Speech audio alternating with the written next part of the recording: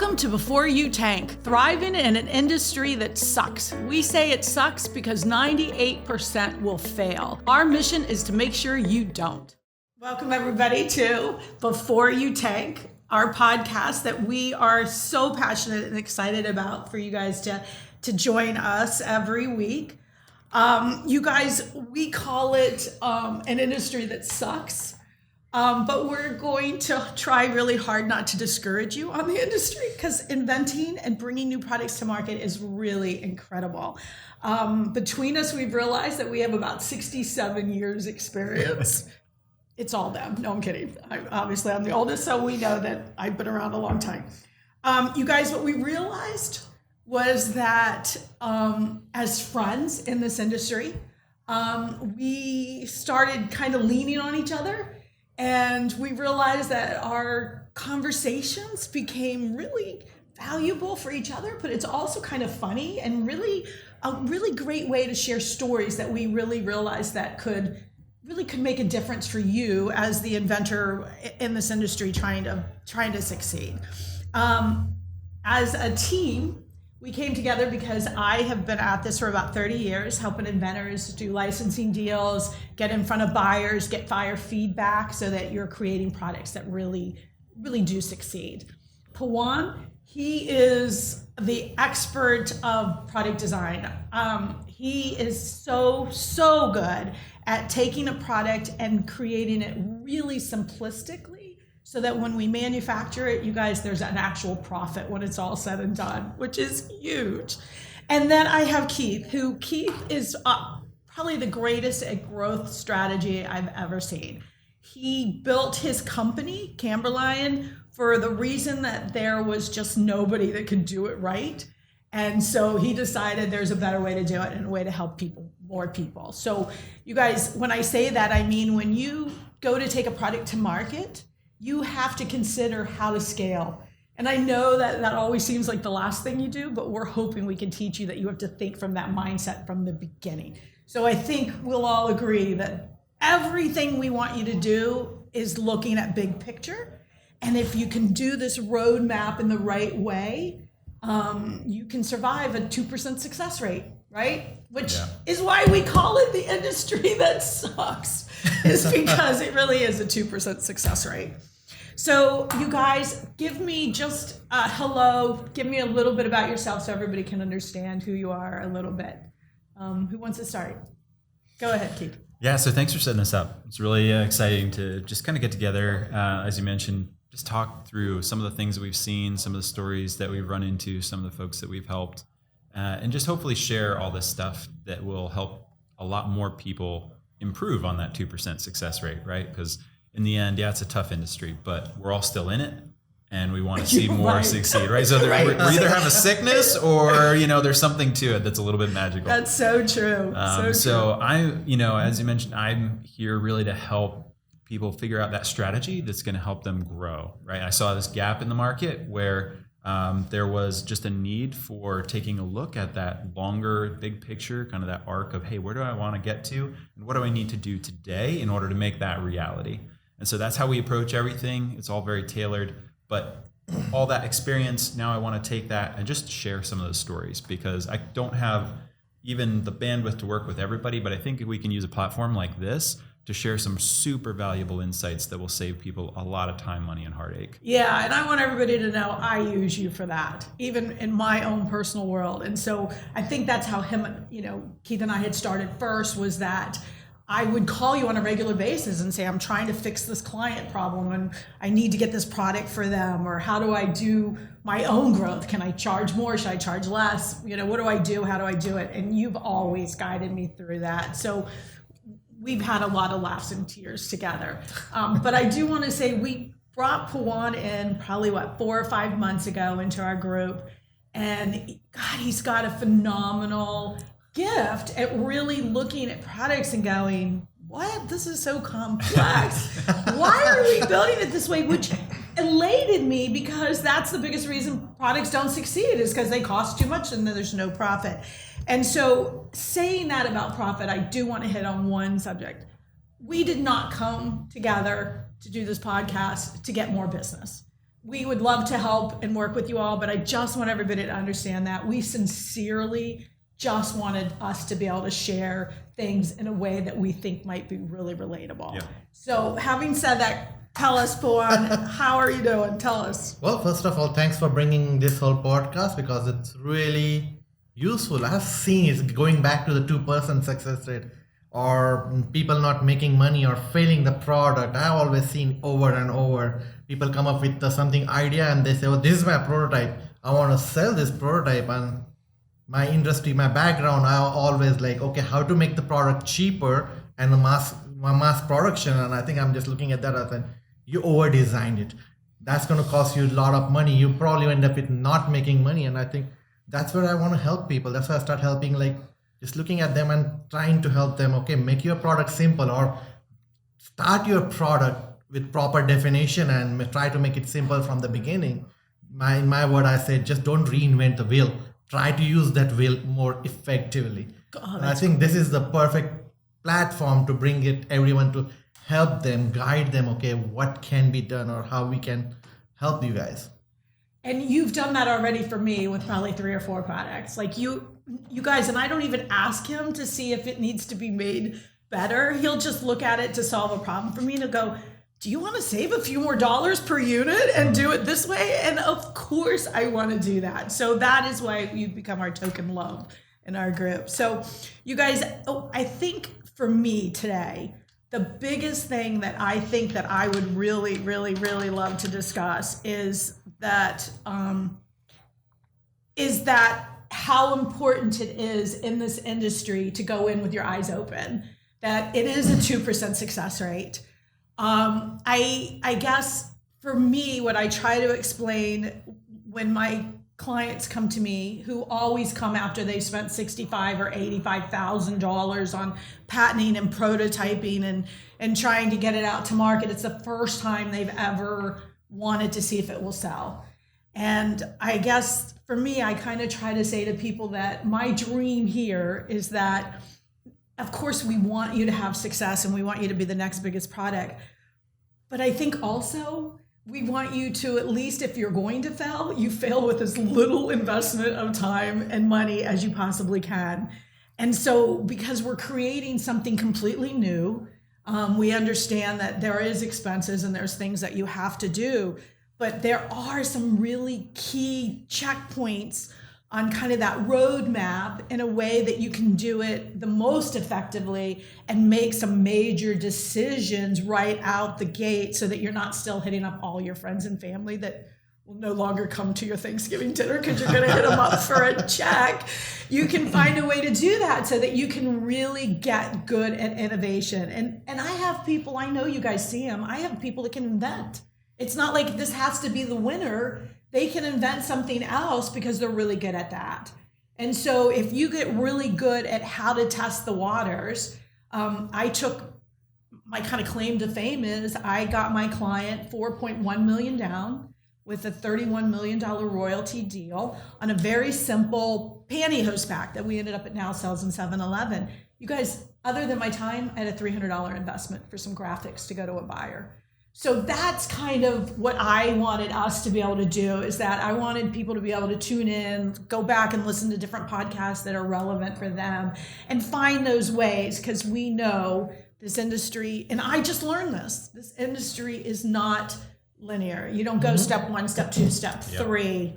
You truly have to navigate it kind of all together. And if we do that right, and we can help you guys understand what we're saying, you guys could get in and out of this if you're going out in a very affordable way. So we want to encourage you to succeed and we want you to do it right? We're not saying that's right, because I think you can get hung up on that 2% success rate, right? Because we tend to think of only success as, the only option, right? And so when you think about the other 98%, what happens, right? Do they learn? Do they launch a new product, right? Is it that somebody iterates 3 times and then they get their successful one and now they're in that 2%? So I think Keurig did that. Keurig did that. They launched, Exactly. remember, and then they were redesigned for 2 years, and then they came back as the biggest hit. Yep, these Exactly big things, right. and sometimes it takes a long time, right? Maybe it's not that year. Sticky notes is like a classic example of that, right? It took like 20 something years, really long time, but it finally stuck. No pun intended. That's perfect. But I think it's so important to keep that in mind and know that even though that's not linear, right, there are these different areas. That doesn't mean just spiral your way through things. There's definitely some methodologies, and I think we'll get into some more of that, especially in future podcasts as well, just to really help guide those steps. And when you are finding yourself, way out on this, path that you didn't expect to be on, how do you continue to get yourself back in the trajectory you want to be on and ultimately lands to success or a really good learning opportunity? Exactly. And one thing I've seen it because I came from the corporate industry, right? A lot of people invented like they start their own business after working in the corporate industry, and it's a lot of projects there or the product development happening there is linear. You need to have the certain milestone make, and that's the mindset you come out of that. But when you come to this one industry that where you are creating your own product, I think that thing really doesn't work. You have to work on multiple channels at the same time, marketing, product development, or market research, everything, and they needs to connect together. And that's why you make successful product. Because if you spend one time, let's say you're doing the prototyping, you're spending all money on this prototyping, then you don't have money for the marketing. Right. And then you lose some key aspect of what your product should be that you could have find out during the marketing, which you haven't done it. So I think non-linear is way to go. It's like you can't really go by one. Yeah, and I think that's what we need to do on our next show. Is I think today we just really kind of wanted to say hello to everybody, let them understand what our mission is. We would love for you to go to our webpage and download questions, ask us. If we could figure out technology, we would be able to let you call in, but we're not quite there yet. But we would love to give you our expertise and some guidance and advice directly if we could, right? You guys, I mean, I think that's a real vision for us. We're not quite there because obviously this is our first big show. But I do want everybody to realize that we're here for the right reasons with our heart and mind, and we hope we make it entertaining enough so that you do get topics that hit home. So having said that, and I guess we're kind of just going to wrap up our first show and then kind of leave on that note. But I think if you had, I know for me, we talked about linear, and that's really huge, and we'll do a podcast on that. But if you were to give us just one tip to the world in your industry for today, just something to go home and digest and think about, what would that be? Keith, what do you think you would? I think it's really important to keep your eyes on where you're ultimately going, right? Know in the long term what you're trying to accomplish, because even if your path is nonlinear, and even if it takes you down some exploratory paths right and left, ultimately, if you keep a long-term strategy of, I know I need to get to that point out there, and you find yourself off in the weeds, it can help you course correct.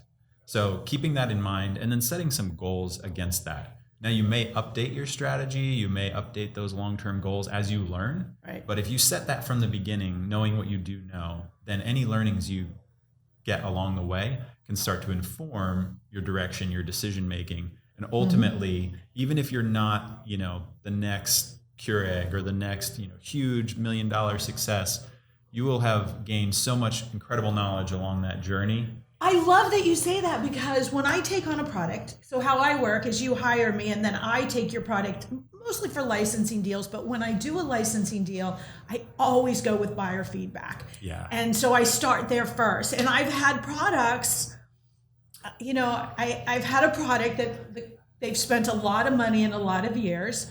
I will get it out to a buyer the first month I get it, and I'll get like this instant correction on what this should be. And lately it's been a lot of like a little bit of redevelopment stuff. So, which can get expensive and they have to start over. And I've been very blessed. I've been able to kind of go back and beg them to help us to fix it. And my last product, I saved just $30,000 because the product developer was really kind and understanding.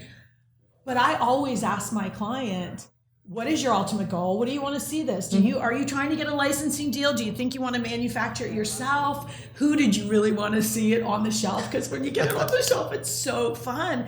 But I do the same thing. Not maybe what I would as if I was actually running the whole company, but I do that same, this is my ultimate goal. And every step along the way, whether it's yes or no, is a win. Because then I know that, no, this is not going to sell like this. It needs to look like this. Well, that's fixable, right? Or your product costs too much. That's fixable, hopefully. Or whatever, right? So I love what you're saying. I think you're spot on. And you give the gift that you see everything in a growth. I love that. Like, you're a scale guy. So you guys, in my industry, I learned that profitability and scalability are the two hardest things. So when you start from your place, then it's huge. And then last one, you're the key to the industry, right? Your product. So give us that tip. No, I think the one thing you said, the profitability and the scalability, right? So I think my tip of the day is know your why. I think you need to start with why you are going to make this product. What is the innovation? What it's going to be? You need to have a clear idea about why you're doing this to begin with. Oh, yeah. So you got everything, and that fits once you know exactly what why is, everything really understand. You get exactly what you want to do, where do you want to be, and all the things you just mentioned about where you want to have your product on the store or how you want to follow. I think that fits into and what that. problem are you truly solving? Because if the problem you're solving is to have the next biggest product and be able to retire, that won't be enough to get you there. It's going to get That hard, will never right? So get if you there. don't have a core why besides making money, it's just going to you're going to find yourself burnt out. There will be other ways, easier ways to make money. This industry sucks for a reason, so you will realize And that's where the 2% comes in, right? Because if you don't know your why, you keep adding the things to your product, you spending money, and you by end of the day, you're just going to exhaust all your money, and then you never go to market. Exactly. I have inventors who do that. They're like, okay, now we thought about this, let's add this to it. Now let's add this to it. Oops, we got to redesign to add that? Okay, Daddy, can I borrow some money? And they redesign, right? And we never get to market. And I have learned that new and better products do really, really well. So it's okay to launch 101 and then 102 and then 103. So you're right. Know what you're solving. Know why you're even doing this. Because if you're truly not passionate, on an average, it takes 6 to 8 years to get a product to market. You guys, that's the average. And when a company licenses your product, even as big as they are, it's about $250,000 plus to spend, and several years, if not multiple years beyond that. So know that going in before you do all of this, if you're solving a problem and you really care, right? Because you may forget that you even cared about that stupid problem when you started. So I agree 100%. So you guys, thank you so much for agreeing to do this with me, because I know this was so out in left field. I know this is not something I've ever talked about doing, but I just couldn't. It makes me cry every time I get the phone call and somebody paid $9,000 for a provisional patent that should cost $2,500 or less. Yeah, coming out of this, I would love that we get stories that are no longer those, I paid way too much, I spent way too much time, I spent all my savings, and it's more, I made a better decision early. I saved so much money. I actually hit this success. I changed my product, and now I'm finding success. I want to hear those stories, and so that's why I think we do this.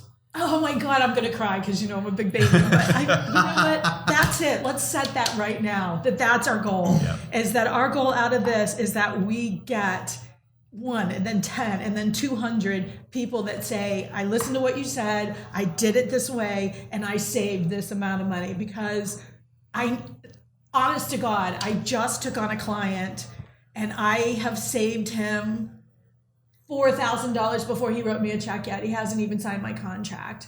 And you guys, I forget how fun that is. Yeah. It's such a fun thing to be able to do. So that's our goal. High five that one. We're doing that. That's our goal. All right, you guys, thank you so much for tuning in. I hope and pray that you'll come back and that we can teach you. Please send us emails. Ask us for the information that you want to hear. And come survive the tank. Before you tank, come to us. Thank you. Thanks, guys.